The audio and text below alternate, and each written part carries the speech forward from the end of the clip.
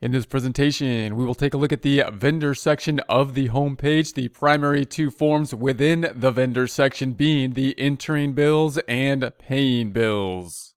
Here we are in our Get Great Guitars file, which we restored in a prior presentation. If you don't have access to the Get Great Guitars file, that's okay. You can follow along with your own file, your own data. We currently have the open windows on the left. Every time we open QuickBooks, I will typically open the open windows. The open windows can be opened by selecting the View tab up top and then the Open Windows list.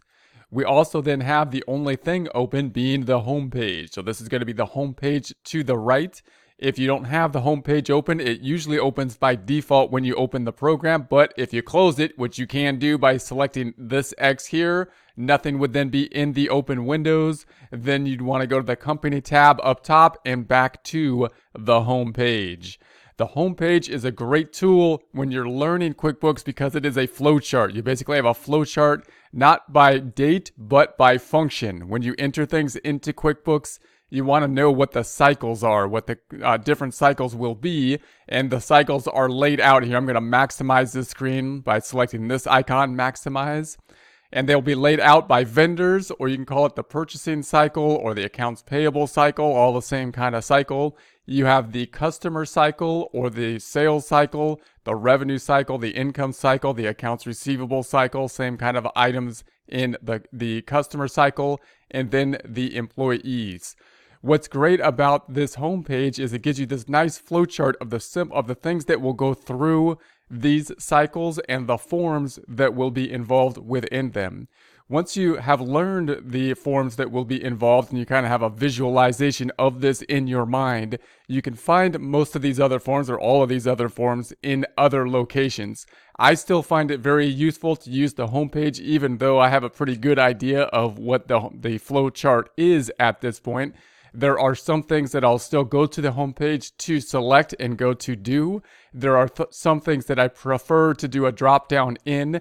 As we go through the course, I'll explain those things that are my preferences and why they are my preferences when I go into different items. But note that there are many different ways to go into items. The homepage is only one way, but the homepage gives that great mapping of what will be included in each cycle. Now, all of these items in here are typically going to be types of forms that will be then driving transactions. So financial transactions are going to go into the system. The financial transactions are not going to be done by us by debits and credits or the accounting equation typically, because most transactions will be set up in QuickBooks through a form. The reason for that is it should make things easier. If we can just have a form to be filling out, we can set up the system so that the form can then be filled out and anybody can then go in there and do the data input without having to know debits and credits, without having to know too much about what's going to be involved on the financial statement once that form is created and recorded. So that's going to be the idea that we want to have here. Now, as we go through these forms, however, from the perspective of us wanting to set up QuickBooks, know how QuickBooks is run, we want to know not only the data input of the form, but what the forms will be doing into the system. So how can we set up the forms to be most efficient? And then what will the forms be doing when we enter the forms to the financial statements, the main financial statements being the balance sheet and the income statement. Therefore, every time we enter a form, every time we think about a form, we're thinking not only just data input, although data input is important, but how is that data input being facilitated? Are there any other things we have to set up, such as lists or items, in order to input the data? And how is that form going to affect the financial statement? That's where the real value comes in within QuickBooks. Within the vendor cycle, we're talking about people that we owe money to. That's who we purchase things from. So we purchase things from the vendor cycle. Now, if we're thinking about the inventory purchases, we're going to start up top with the inventory purchases. However, if we're not selling inventory, if we are a service company, then we would still have the bottom section here, which would be the enter bills and the pay bills, the standard kind of enter bills and pay bills. Those are going to be the major two forms within the vendor section. Let's review those two forms. As you can see, it's a flow chart. Obviously, we would enter the bills before we then pay the bills. So the normal kind of cycle we would have for accounts payable or the vendor cycle would be to enter the bills and then pay the bills. So note the terminology here. This is going to be called a bill within QuickBooks. That's different than the invoice in QuickBooks. That's the first thing we want to kind of differentiate. For QuickBooks terminology, a bill is something that is given to us. Bills are kind of like the bad thing, the bills we get. And when we invoice the client, we don't call it a bill to the client. We're going to call it an invoice to the client. So just we got to be knowing on which side we are on the transaction. And obviously the client's going to think of it as a bill, right? They're going to get a bill. We think of it as an invoice. So the bills mean the bills that we are going to be inputting, not the billing of the clients, which we're going to then use the invoice down here in order to do. Now note also that when we enter information into QuickBooks, we could go straight to the check. So if we're writing checks for things like the utility bill or the telephone bill and whatnot, we could go straight to the check and write the checks, or we have the option of entering the bill and then writing the checks with the pay bill options. There's some pros and cons to each of these sections. Obviously, if we're just getting the bills and we're just writing the bills straight out, then we may just want to write the checks with them. However, even in that case, sometimes it's going to be useful to do the enter bills feature, and let's explore that now.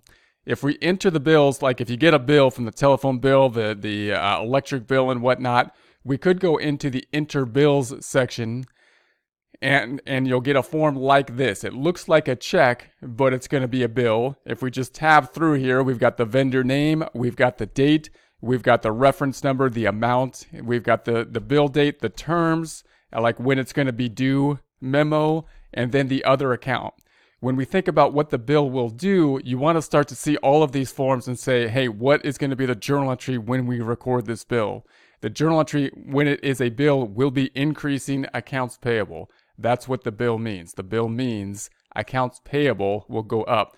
Accounts payable is a liability account. Accounts payable is a current liability account. Let's go to a previous bill and actually see an example of a bill. I'm going to select this item up top, which will be previous, to go to a bill that has been entered. This bill is for Edison. So the journal entry that's going to be involved when we record this, then there's always going to be two accounts involved.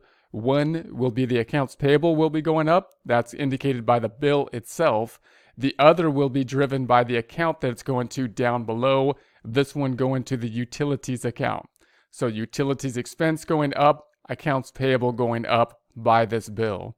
If we then close this out, the second component will then be that we will pay the bill. Now, how will we typically pay the bill? With a check. However, we're not going to go to the check icon down here. Notice if we did go to the check icon down here, it's going to look a lot like a bill. It looks very similar to a bill type of setup, except of course a check means that the check is going to be reducing cash as opposed to increasing a payable, a liability we owe. If I close this back out with the X up top, not the big X up here, but the gray X, then we'll go back here. If we go to the pay bill, then the pay bill means that the bills are all going to be listed here that have not yet been paid.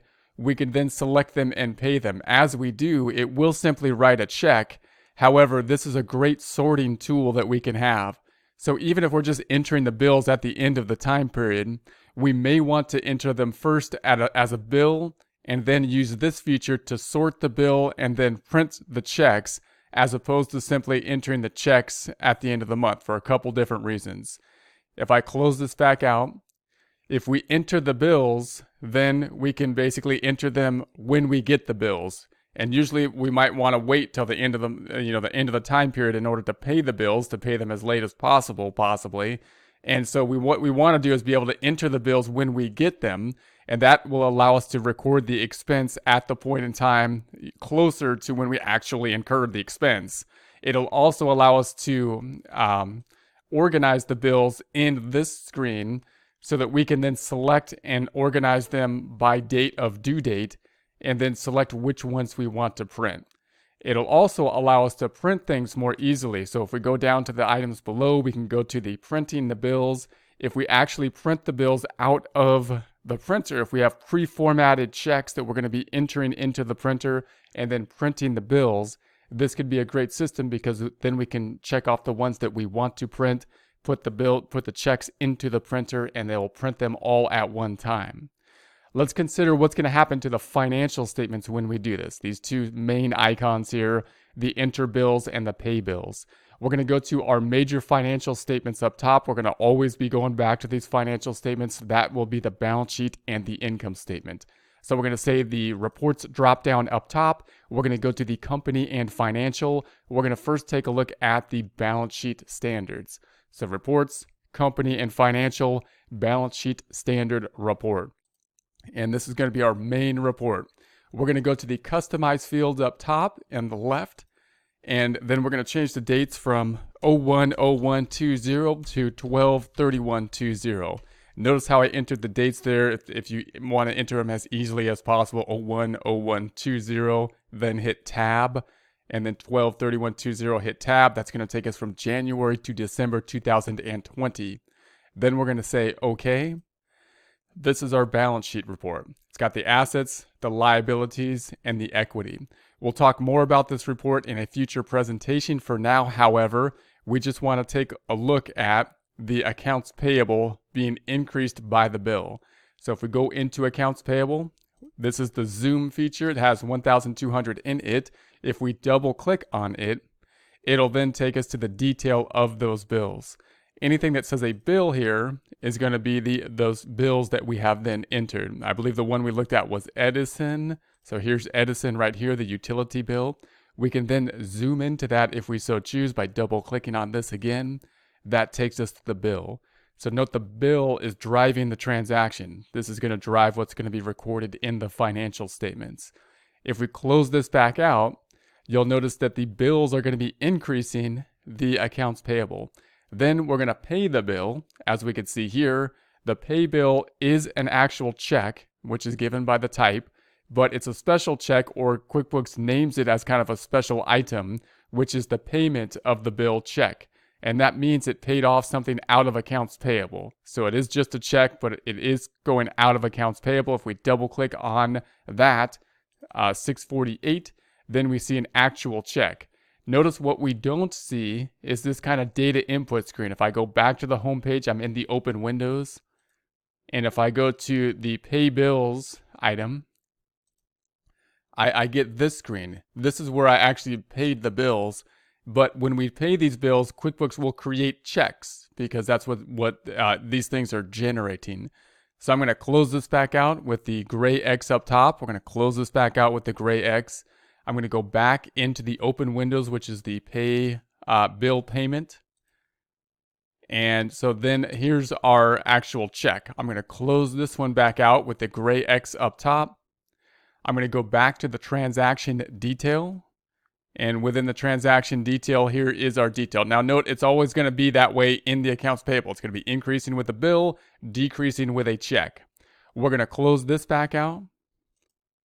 And then we're going to go to the balance sheet in the open windows. The other form that will be supporting this accounts payable is going to be called, I would call it a subsidiary ledger, and QuickBooks will call it a detailed report. So we can go to the reports up top. We can go to the vendors and payable, and then we're going to go down to the vendor balance detail. So reports up top, vendors and payables, vendors balance detail. Going to select that item, and then you'll see that this is going to give us our information by vendor now. Who do we owe the money to? For example, Edison was here. We owed them the $648. We paid them the $648. We no longer owe them anything. The total down here of all the people we owe, Edison, Epiphone, Fenders, Spectrum, and Verizon, is $1,200. That will be supporting the amount that is on the balance sheet as we go back to the balance sheet in the open windows of the $1,200. Now let's take a look at the other side, which is going to be on the profit and loss report. We're going to select the reports up top. We're going to go down to the company and financial. We're going to take a look at the profit and loss standard report. Profit and loss standard report, changing the dates up top from 01/01/20 to 12/31/20. That's January through December 2020. That's the time period that we will be working on. The expenses down here will often be driven then by the bills that we enter. For example, we saw that we had that utility bill. If we were then to select the utility bill item, double clicking on it, we'll see the check, the bill for the utility bills, what we've been looking at. The other side then going to accounts payable. If we double click on that 648, there's the actual bill once again. So the bills are the things that are going to be driving the transaction. If we close this out and close this out, that's going to be the other side of entering the bill. When we pay the bill, if we go back to the balance sheet in the open windows, we know that the accounts payable will go down. The other side of that transaction, which is a check, will of course be cash. If we double click the cash, we'll see of course that we'll have checks in here. The checks are going to be the payments that will be decreasing the cash account. I'm going to close this back out up top once again, the gray button, the gray X. And then let's go back to the home page. We're going to go to the home page. And so that's going to be our major two functions. We enter the bills and then we pay the bills in the vendor section. Obviously, if we want to just not enter the bill and write a check, we can do so, although there are some benefits to entering the bills anyways and paying the bills. Now, if we have inventory, we may then go down a more specialized track up top. We're going to get more into the specialized track later. I'm not going to get into a whole lot of detail with it at this point, because this is the major function we want to basically wrap our mind around and understand these two items. These two items being the main two items we want to understand within the vendor section, and not only what the flow is or the data input, but also get an idea or a feel of what's going to happen on the financial statements. We'll get a much better idea and feel as we actually enter the data, as we will in the future. If we're buying inventory, we may then be using a purchase order. Not always, but we may use a purchase order. Purchase orders are strange in that, unlike any other area in the homepage, they're not actually recording a financial transaction, and they're different than what normal people would think of when you purchase something. So let's say I was going to purchase something from Amazon or something like that. Even if it was inventory for my business, I would have to pay for it before they ship it. And therefore, I would have some kind of transaction at the time of payment because I actually paid for it at that point in time. The purchase order, however, is used when we, the purchaser, have kind of more influence in the transaction and can then just simply give a request for inventory to be shipped to us. Once we receive the inventory, we will then make the payment. In that case, we want to track that transaction. However, there is no actual financial transaction. We want to track that information, the request, but nothing happened from a financial standpoint. So we'll talk more about the purchase order in a future presentation, but the next step would then be to receive the inventory. In this case, if we issued a purchase order, we would then receive the inventory typically with a bill and can then enter the inventory with the bill into the system. And then, of course, we're at the same kind of place where we can then pay the bill after that point in time. We also have the managed sales tax up top, and we'll talk more about sales tax later, accumulating the sales tax that will be owed and setting up sales tax. So we won't get into a lot of detail on that at this time. So again, right now, you really want to just understand these two forms mainly, and notice both the data input and what's going to happen on the financial statements with that data input. Keep on going back to the balance sheet and the profit and loss and get a good feel as to what is happening when you enter the bills and when you pay those bills.